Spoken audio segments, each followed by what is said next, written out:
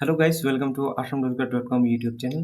তো আজি আমি এটা জবৰ কথা পাতিম য'ত IOCL ৰ পৰা এপ্ৰেন্টিছ জব ওলাইছে য'ত আমাৰ বঙাইগাঁও আৰু গুৱাহাটী ৰিফাইনাৰীত।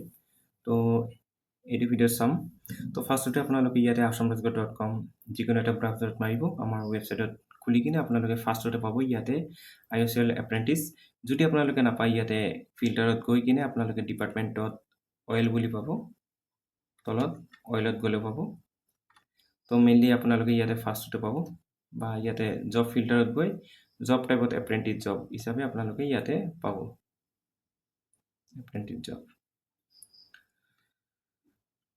তো ইয়াতে আমি ফাৰ্ষ্টতে চাম কি ইলিজিবিলিটি থাকিব, এডুকেশ্যন কোৱালিফিকেশ্যন আৰু কিমান টকা দিব এইখিনি আমি ডিটেইলছত চাম আৰু এজ কিমানলৈকে থাকিব সেইখিনি আমি ফাৰ্ষ্টতে চাম। তো ভিডিঅ'টো কেনেকুৱা পালে বা কেনেকুৱা এটা বস্তু যদি আপোনালোকে জানিব লগা থাকে আমাৰ কমেণ্টত জনাব। তো ফাৰ্ষ্টতে আমি চাম ইয়াতে IOCL এপ্ৰেন্টিছ ৰিক্ৰুটমেণ্ট 2026 246টা পোষ্ট আছে টোটেল বঙাইগাঁও আৰু গুৱাহাটী ৰিফাইনাৰীত। তো অৰ্গেনাইজেশ্যন আমি জানো, চবে জানো IOCL Indian oil corporation limited. আৰু ইয়াতে পোষ্ট থাকিব technical and grade apprentice total 246টা পোষ্ট আৰু ইয়াতে কোৱালিফিকেশ্যন থাকিব BA, BSc, BCom, diploma in engineering and class 12 আৰু আপোনাৰ এজ লিমিট থাকিব 18 পৰা 24 আৰু ইয়াতে কোনো পইচা দিব নালাগে এপ্লিকেশ্যন ফৰ্ম ফিল আপ কৰাৰ বাবে, এপ্লিকেশ্যন ভৰাৰ বাবে। আৰু ষ্টাৰ্ট ডেট থাকিব আজিৰ পৰা 29 জুন 26 আজিৰ পৰা আপোনালোকে এপ্লিকেশ্যনটো ষ্টাৰ্ট কৰিব পাৰিব, এপ্লাই কৰিব পাৰিব আৰু লাষ্ট ডেট থাকিব 28 জুলাই 2026। ঠিক আছে। তো ইয়াতে আমি চাম name of the post apprentice total post 246টা পোষ্ট আছে আৰু বঙাইগাঁৱত আছে 144। তো মেইনলি বেছিকৈ আছে বঙাইগাঁও ৰিফাইনাৰীত 144টা পোষ্ট আছে আৰু গুৱাহাটী ৰিফাইনাৰীত আছে 102 পোষ্ট। ঠিক আছে। আৰু ইয়াতে এজ লিমিট 18 পৰা 24লৈকে থাকিব আৰু লগতে এজ ৰিলেক্সেশ্যন আছে ইয়াতে। SC STৰ বাবে 5 ইয়াৰ, OBC MOBCৰ বাবে 3 ইয়াৰ, ফিজিকেল হেণ্ডিকেপ্টৰ বাবে 10 ইয়াৰ, ফিজিকেল হেণ্ডিকেপ্ট OBC NCLৰ বাবে 13 ইয়াৰ, ফিজিকেল হেণ্ডিকেপ্ট SC STৰ বাবে 15 ইয়াৰ। ইয়াতে বহুতখিনি এজ লিমিট আছে, আপোনালোকে চাই ল'ব। আৰু এডুকেশ্যন কোৱালিফিকেশ্যন চাম, এইটোৱে মেইন হয়, আপোনালোকে এপ্লাই কৰিব পাৰিব বা নোৱাৰে সেইটো আপোনালোকে এইটোৰ ওপৰতহে ডিপেণ্ড কৰিব। ঠিক আছে। তো ফাৰ্ষ্টত ইয়াতে আছে trade apprentice attendant operator chemical plant discipline. ইয়াতে আপোনাৰ কি থাকিব লাগিব 3 ইয়াৰ BSc আপোনাৰ থাকিব লাগিব, মেথছ, ফিজিক্স, কেমেষ্ট্ৰি অৰ ইণ্ডাষ্ট্ৰিয়েল কেমেষ্ট্ৰি এইখিনি আপোনাৰ থাকিব লাগিব ছাবজেক্ট। লগতে ইয়াতে বইলাৰত আপোনালোকৰ 3 ইয়াৰ্ছ BSc লাগিব, মেথছ, ফিজিক্স, কেমেষ্ট্ৰি বা ইণ্ডাষ্ট্ৰিয়েল কেমেষ্ট্ৰি থাকিব লাগিব আপোনাৰ ছাবজেক্ট।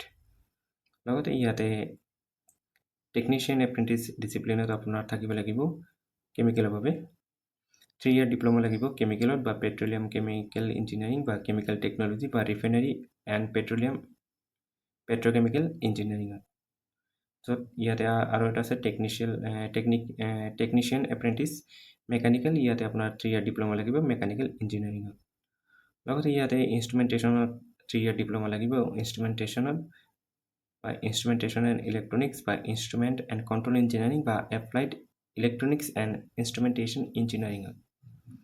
আৰু এটা আছে ইলেক্ট্ৰিকেলত আপুনি 3 ইয়াৰ ডিপ্ল'মা লাগিব ইলেক্ট্ৰিকেল ইঞ্জিনিয়াৰিঙত বা ইলেক্ট্ৰনিক্স ইঞ্জিনিয়াৰিঙত ডিপ্ল'মা থাকিলেও এপ্লাই কৰিব পাৰিব। ঠিক আছে। ইয়াতে আছে ছেক্ৰেটেৰিয়েল এছিষ্টেণ্ট BA BSc BCom 3 ইয়াৰ লাগিব বা একাউণ্টেণ্টত আপোনাৰ BCom লাগিব 3 ইয়াৰ আৰু ডেটা এণ্ট্ৰি অপাৰেটৰত আপোনাৰ ক্লাছ 12 পাছ হ'লেও হ'ব।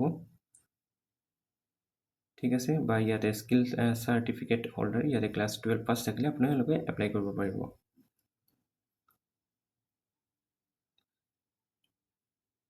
আপোনালোকে এইটো ৱেবছাইটত আপোনালোকে গৈ কিনে আপোনালোকে এপ্ৰেন্টিছ অনলাইন পৰ্টেলত খুলিব, ইয়াতে এপ্লাই কৰিব পাৰিব। ঠিক আছে। ইয়াতে আপোনালোকে ৰেজিষ্টাৰ কৰিব লাগিব। After the successfully registration candidate have to apply the advertisement notification by IOCL Guwahati refinery unit on their ডেছবৰ্ডত। তো এইটো ৱেবছাইটত আপোনালোকে ফাৰ্ষ্টতে আপোনালোকে ৰেজিষ্টাৰ কৰিব। তাৰপিছত ইয়াতে ক্লিক কৰি কিনে আপোনালোকে বঙাইগাঁও বা গুৱাহাটী য'ত আপোনালোকে ফিল আপ কৰিব মন আছে তাতে আপোনালোকে ফিল আপ কৰিব পাৰিব। ঠিক আছে, নেক্সট আৰু এপছ ফ্ৰম ইয়াতে পাব, আৰু বঙাইগাঁও এডভাৰটাইজমেণ্ট ডিটেইলছ ইয়াতে মাৰিলে পাব, আৰু গুৱাহাটীটো ইয়াতে মাৰিলে পাব। আৰু ষ্টাৰ্টিং ডেট 29 জুনৰ পৰা ষ্টাৰ্ট হৈছে, মানে আজিৰ দিনত ষ্টাৰ্ট হৈছে, আৰু লগতে লাষ্ট ডেট থাকিব 28 জুলাই 2026। তো যিহেতু এইটো এপ্ৰেণ্টিছ হয়, পিছত আপোনালোকৰ কাম দিব পাৰে যদি আপোনাৰ চাৰ্টিফিকেট থাকে। পিছত কিছুমান জব ওলায় য'ত এপ্ৰেণ্টিছ থাকিলে আপোনালোকে এপ্লাই কৰিব পাৰিব, বা 5 মাৰ্ক বা 10 মাৰ্ক এটা বেছিকৈ পাব। য'ত RRB টেকনিচিয়ানতো ইয়াত এপ্ৰেণ্টিছৰ কাৰণে অলপ হেল্প আছে, য'ত আপোনালোকৰ যদি এপ্ৰেণ্টিছ থাকে চাৰ্টিফিকেট, তো আপোনালোকে 5 মাৰ্ক বা 10 মাৰ্ক এটা আগুৱাই যাব পাৰিব, বা অলপ চান্স বেছি থাকে।